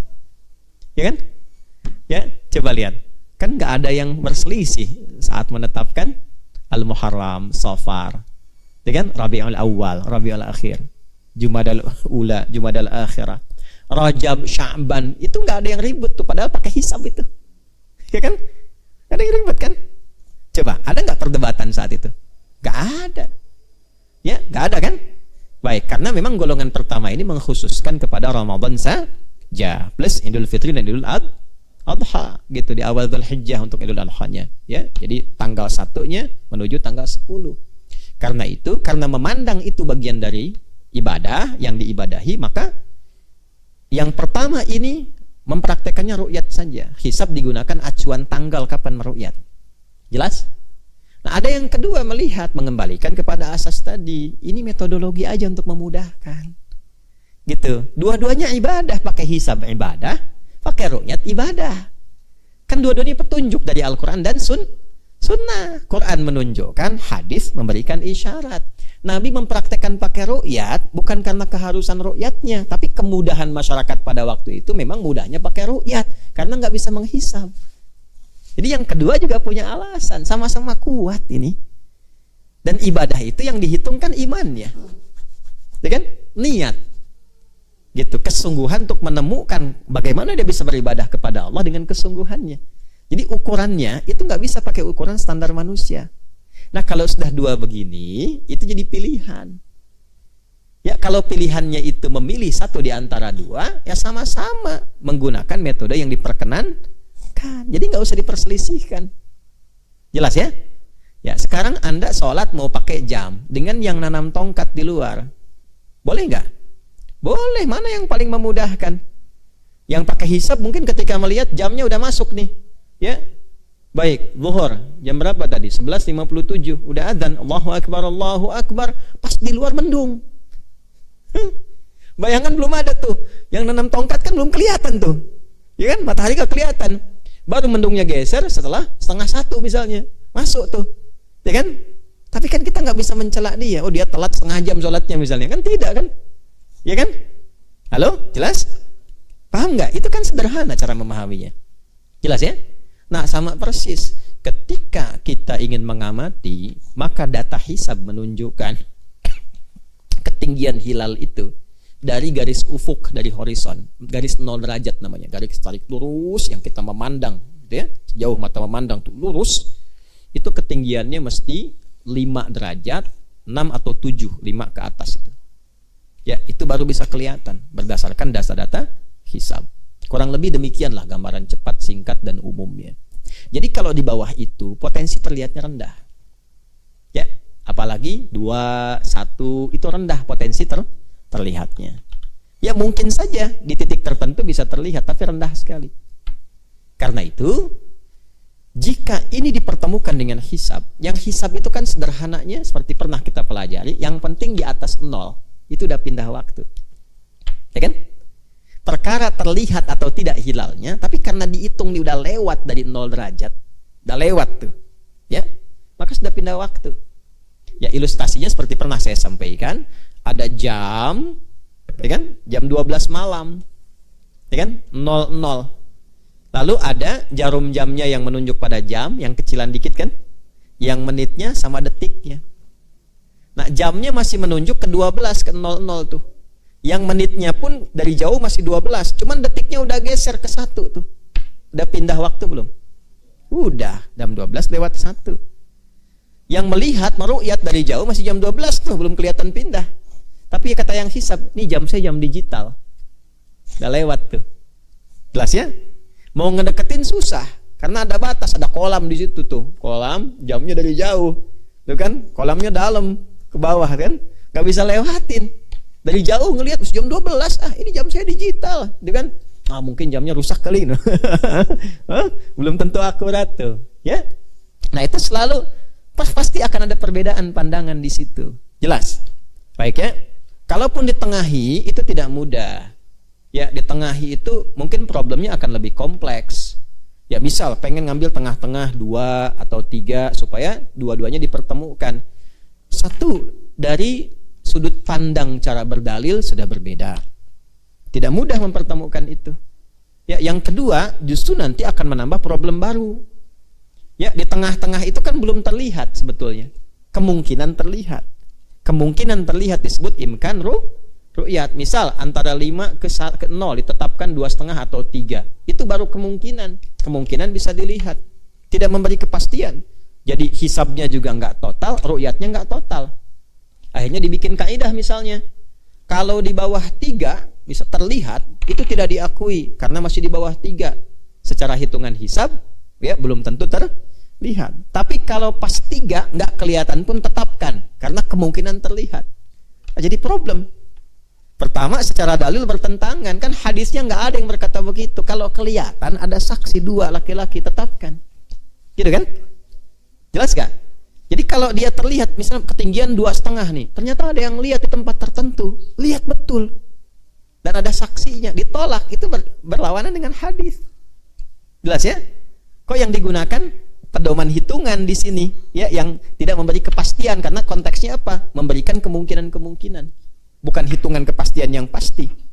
Jadi kalau memang sudah lewat, ya katakan sudah lewat waktu. Itu hisab namanya. Kalau pengen dilihat, ya lihat sampai kelihatan. Ya, kalau teman-teman bikin kriteria ini, masukkan saja ya. Ya kan kita berdiskusi. Kalau bikin ketentuan 3, misalnya di bawah 3, walaupun kelihatan tidak diakui, karena memang masih di bawah 3. Lalu kenapa Anda harus lihat juga? Kalau memang sudah tahu akan ditolak, gitu kan? Tapi kan hadis Nabi, ya tapi Anda bertentangan dengan hadis Nabi. Ketika kelihatan malah Anda tolak, kan Anda malah bertentangan. Jelas ya? Nah, itu problem diantara yang harus diselesaikan. Tapi dicari solusi, bukan untuk saling merendahkan, saling mengunggulkan metode, merendahkan yang lain, nggak boleh. Ya. Nah, jadi intinya bagaimana? Intinya adalah jika ada yang ingin menetapkan Idul Fitri dengan menggunakan ru'yat, hormati. Karena niatnya tulus, karena melihat bahwa ingin mengawali Idul Fitri dengan cara Nabi mempraktekkan pada waktu itu. Kalau ada yang mempraktekkan dengan hisab dan menetapkan misalnya awal Idul Fitrinya tanggal sekian, bulan sekian, tepat tahun sekian, hormati. Karena ia pun ingin mempraktekkan isyarat-isyarat Al-Quran dan dari Nabi sesuai dengan pemahaman yang tadi telah kita bahas. Kemudahannya yang ini. Ya. Bisa saja dipraktekkan misalnya, ya, pemerintah mengakomodir untuk memudahkan kalangan pengusaha, kalangan di pemerintahan birokrasi, misal menggunakan penanggalan untuk yang tahun depan tanggal sekian dan yang ru'yat akan difasilitasi. Udah. Jadi pengusaha tidak bingung, pemerintah juga tahu kapan menetapkan cuti, yang ru'yat difasilitasi. Jelas. Dan ini sesuai dengan prinsip dasar bernegara di kita. Apa prinsip dasar bernegaranya? Pasal 29 ayat 2, negara menjamin kemerdekaan tiap-tiap penduduk untuk memeluk agamanya masing-masing dan beribadah menurut agama dan kepercayaannya itu. Jadi pemerintah di sini kalau kita mengusulkan mengambil jalan untuk mengakomodasi. menyampaikan dengan pengetahuan. Ya, ini ada dua metode, dengan hisab, dengan ru'yat. Pemerintah akan memfasilitasi yang ru'yat, silahkan. Yang hisab pun kalau sudah menetapkan waktunya, ya waktunya ada dalil, ada macam-macam, silahkan. Kami fasilitasi juga tempatnya, mau difasum-fasum di mana, di tempat ditunaikannya di mana. Masyarakat sampaikan, Menteri Agama menyampaikan ini masalah ibadah ya. Ya, pemerintah mengakomodasi seperti halnya haji, ya. Tapi kan pemerintah nggak bisa mengintervensi tentang tawafnya, tentang sa'inya, tentang wukufnya, itu kan kembali kepada masing-masingnya. Hanya difasilitasi adalah paket perjalanannya, aturan-aturannya yang terkait dengan administratif supaya mudah. Nah, itulah yang terkait dengan Idul Fitri, Idul Adha. Jadi kita paham ilmu dari awal, bukan untuk berdebat, berselisih dan saling mengunggulkan. Ya, dan di sisi lain pasti kalau udah ada yang saling mengunggulkan, saling merendahkan. Ya, yang tidak lucu itu, yang tidak menarik, sudah nggak tahu ribut. Ya, terus saling mengklaim, ditarik-tarik ke masalah-masalah yang tidak ada hubungannya sama sekali, bukan masalah-masalah ibadah. Nanti ya kita tidak perlu juga memunculkan gambaran atau dugaan-dugaan yang boleh jadi tidak begitu juga. Kan ini Ramadan, ya. Kita hanya menghimbau supaya tidak berselisih, supaya tidak kontraproduktif dengan hasil puasanya. Untuk apa berpuasa selama sebulan kalau ujungnya hanya untuk berselisih? Jelas? Paham ya? Nah, terkait dengan penetapan nanti 1 Syawal 1444 Hijrah, itu ketinggian hilalnya saat nanti ijtima', konjungsi yang akan berlangsung proses ru'yat itu di hari Kamis insyaallah. Ya, tanggal 20 April berarti ya, 2023, itu 29 Ramadan. Itu ketinggian hilalnya berdasarkan data hisab itu baru 1 derajat 5 menit. Yang secara ukuran hisab nampaknya akan kecil kemungkinannya terlihat, bahkan mendekati mustahil terlihat. Sehingga bagi yang mempraktikkan ru'yat itu diduga kuat itu akan menggenapkan. Karena ru'yat kan belum bisa dipastikan. Jadi sebetulnya nggak perlu ada komen saling bertentangan. Ya, oh ini beda nih misalnya dengan ketetapan pemerintah. Pemerintah belum menetapkan. Apa yang beda? Kalau orang hisab dari jauh-jauh pasti sudah bisa ya memprediksikan dan merencanakan. Tapi jangan dibenturkan dengan orang ru'yat. Oh ini beda sendiri. Beda gimana Joni? Kan belum dilihat. Kalau belum dilihat belum ketahuan. Kalau Anda menetapkan sudah ketahuan beda, berarti Anda pakai hisab. Kalau Anda pakai hisab, berarti hisab Anda salah. Ya kan? Jelas nggak maksudnya? Jadi nggak usah bertentang, nggak usah ribut. Jadi yang ru'yat tunggu nanti hari Kamis meru'yat. Begitu ketahuan, sudah hasil ru'yatnya konsisten untuk diamalkan. Selesai. Nggak usah komen kemana-mana. Yang hisab jangan merendahkan yang ru'yat. Ya, jangan mengatakan bahwa ini yang paling akurat misalnya, ini yang paling, tidak usah. Alhamdulillah, kami mengamalkan apa? Hisab. Bagi golongan hisab misalnya, alhamdulillah kami mengamalkan hisab. Bagi golongan hisab, insyaallah Idul Fitri kami karena sudah lewat di atas 0 pada hari Kamis itu, begitu maghrib datang, gitu kan? Kemudian hilalnya sudah wujud, sudah ada, matahari terbenam, ya sebelum rembulan itu matahari terbenam, kemudian ketinggian 1 derajat sudah di atas ufuk, maka menetapkanlah hari Jumatnya 21 April itu sebagai hari baru, bulan baru berdasarkan penanggalan Hijriah 1 Syawal. Maka yang pakai hisab itu besar kemungkinannya dan kuat kemungkinannya akan Jumat. Makanya dari sekarang ini nggak ada kaitan dengan ormas. Misalnya di sini Muhammadiyah misalnya pakai hisab, tapi tidak semua kan yang Muhammadiyah juga. Artinya bukan hanya Muhammadiyah yang menggunakan hisab. Mungkin personal-personal tertentu yang tahu, yang condong ke hisab, ya dia akan Jumat juga. Ya, di Eropa itu pakai hisab juga. Ya, saya beberapa kali ada di Eropa.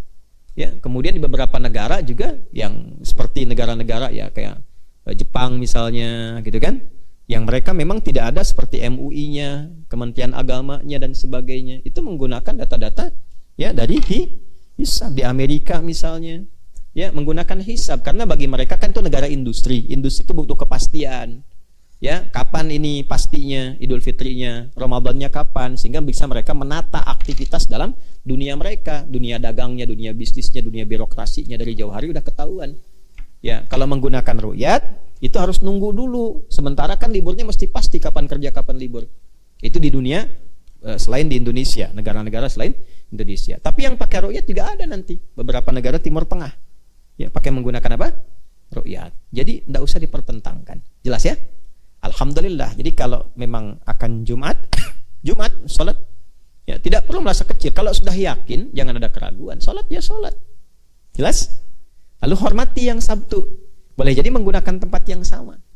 Ya, di alun-alun misalnya kan, oh ini alun-alun lapangan besar, kebanggaan misalnya kan, ya sudah. Yang Jumat fasilitasi di situ, pemerintah fasilitasi. Yang Sabtu fasilitasi. Jadi indah terasanya.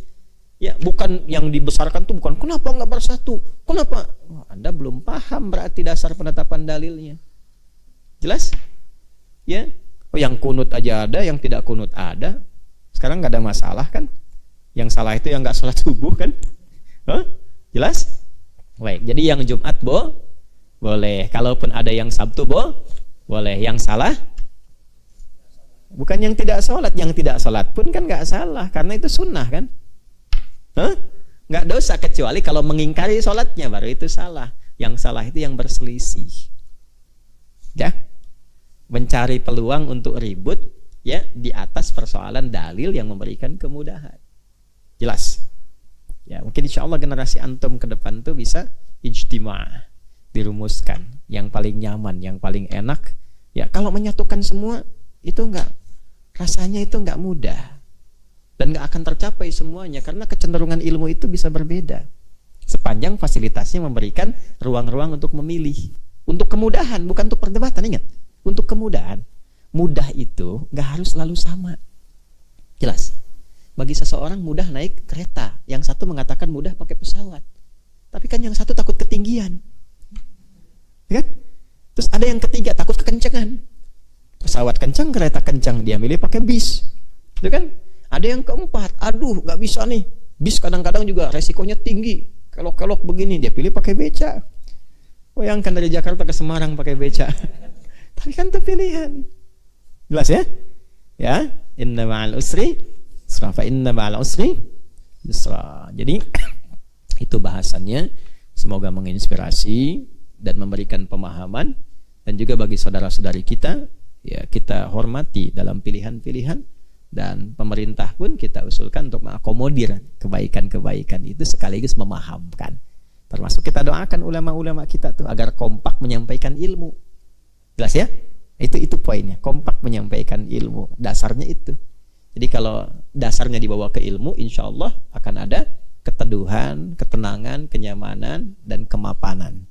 Tapi kalau dasarnya yang digunakan ukuran-ukuran duniawi, ya nafsu misalnya untuk mengunggulkan satu kelompok dua ini, maka itu setan ketawa dan peluang bagi setan menggoda makin banyak. Sementara kita puasa Ramadan untuk menaklukkan setan dan hawa nafsu.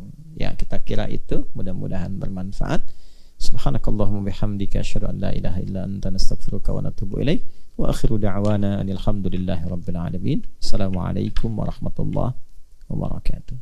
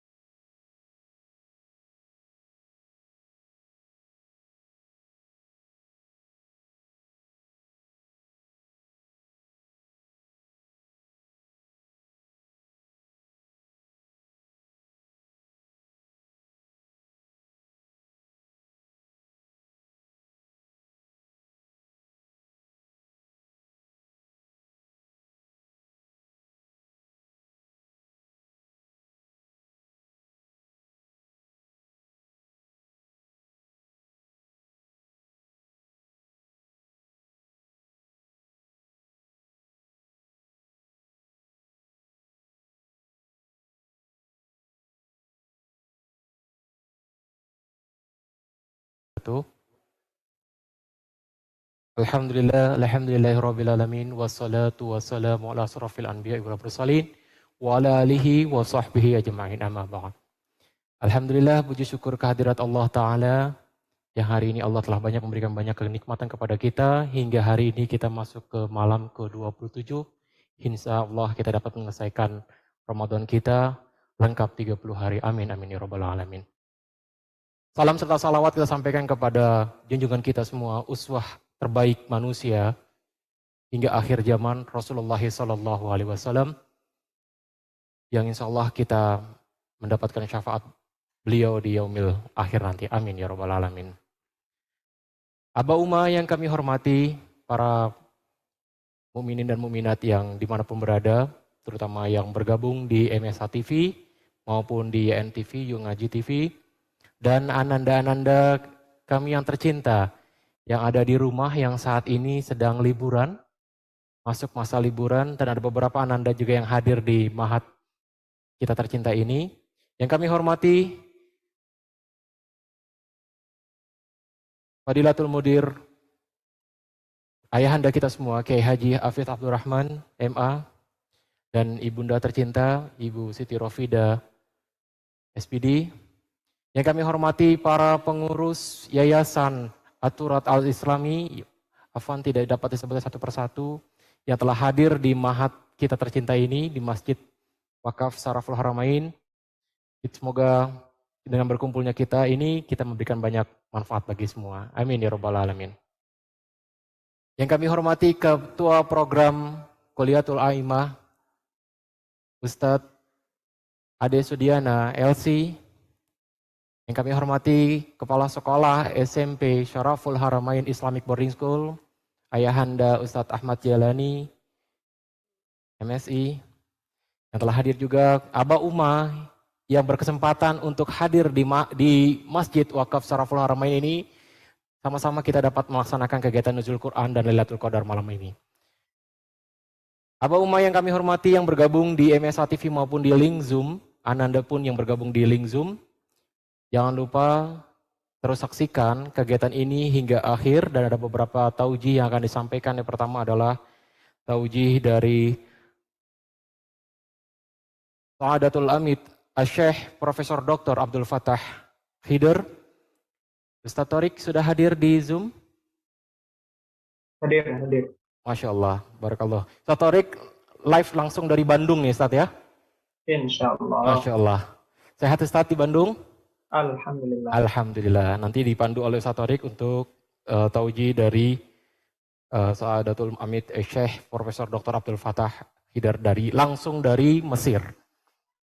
Baik, selanjutnya untuk membuka acara ini, mari Aba Uma, kaum muslimin dan muslimat dimanapun berada, kita membacakan suratul Fatihah yang diutamakan kepada kesehatan kita semua. Insya Allah barokah bagi kita semua. Insya Allah ibadah puasa kita yang hari ini sudah masuk ke 27 atau tepatnya malam ke 27. Semoga Allah terima amal ibadah kita. Semoga Allah terima saum kita. Semoga Allah terima sedekah kita, infak kita, wakaf kita, dan zakat kita. Al-Fatihah. A'udzubillahi minasyaitonirrajim. Bismillahirrahmanirrahim. Alhamdulillahirabbil alamin. Arrahmanir rahim. Maliki yaumiddin. Iyyaka na'budu wa iyyaka nasta'in. Ihdinas siratal mustaqim. Siratal ladzina an'amta 'alaihim. Baik, Aba Uma dimanapun berada, ananda yang bergabung di link Zoom, serta kaum mukminin dan mukminat dimanapun berada, yang bergabung di Yungaji TV maupun di MSA TV, kita masuk ke acara yang pertama, yaitu pembacaan Al-Quranul Karim yang akan dibacakan langsung oleh Ustadz Siddiq Jarwo. Ustadz Siddiq, tafadhol masykurah.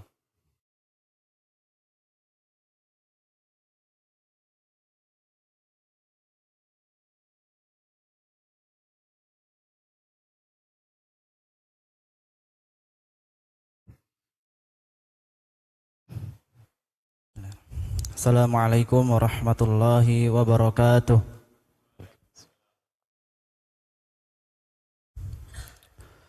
A'udzu billahi minasy syaithanir rajim. شهر رمضان الذي أنزل فيه القرآن هدى للناس وبينات من الهدى والفرقان فمن شهد منكم الشهر فليصم ومن كان مريضا أو على سفر فعدة من أيام أخر يريد الله بكم اليسر ولا يريد بكم العسر ولتكملوا العدة ولتكبروا الله على ما هداكم ولعلكم تشكرون وإذا سألك عبادي عني فإني قريب أجيب دعوة الداع إذا دعان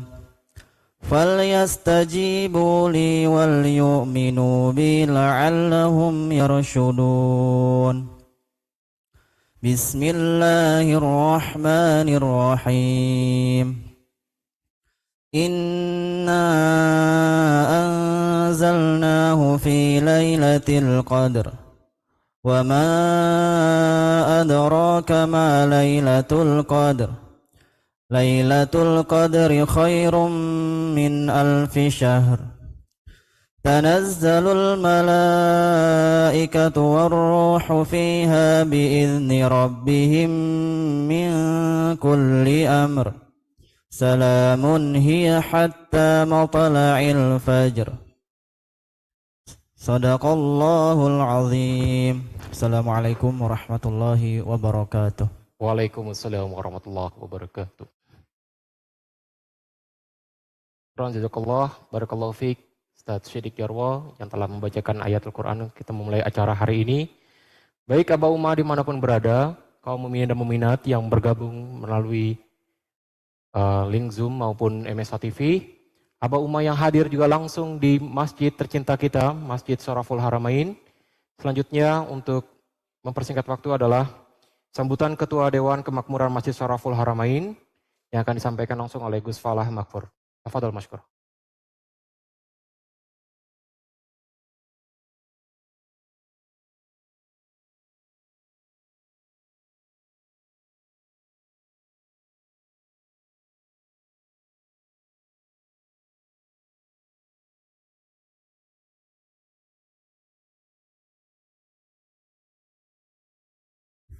Tes. Bismillahirrahmanirrahim. Assalamualaikum warahmatullahi wabarakatuh.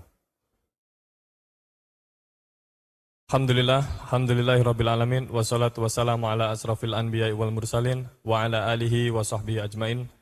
Rabbi shrah li sadri wa yassir li amri wahlul 'uqdatam min lisani yafqahu qawli. Amin ya rabbal alamin. Yang terhormat Fadilatul Mudir Kyai Haji Hafidz Abdurrahman hafizahullah taala. Yang terhormat jajaran Yayasan Pengurus Yayasan Aturat Al-Islami hafizahumullah taala. Yang terhormat Saadatul Amid Profesor Dr.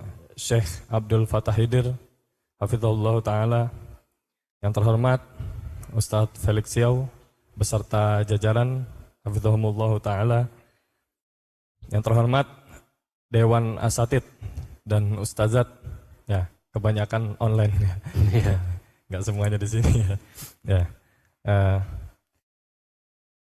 Yang terhormat para muhsinin, para wakifin, yang terhormat ya, para santri tercinta ya, Kuliatul A'immah wal Hufat. Alhamdulillah, segala puji serta syukur tak henti-hentinya kita panjatkan kepada Allah Subhanahu wa taala yang pada malam hari ini kita diberikan kesempatan ya berkumpul bersama di 10 hari terakhir di bulan Ramadan, tepatnya di malam ke-27 ya. Dalam rangka ya mungkin ada yang belum niat iktikaf, mari kita sama-sama niat iktikaf ya, supaya mulai dari detik ini semenjak iktikaf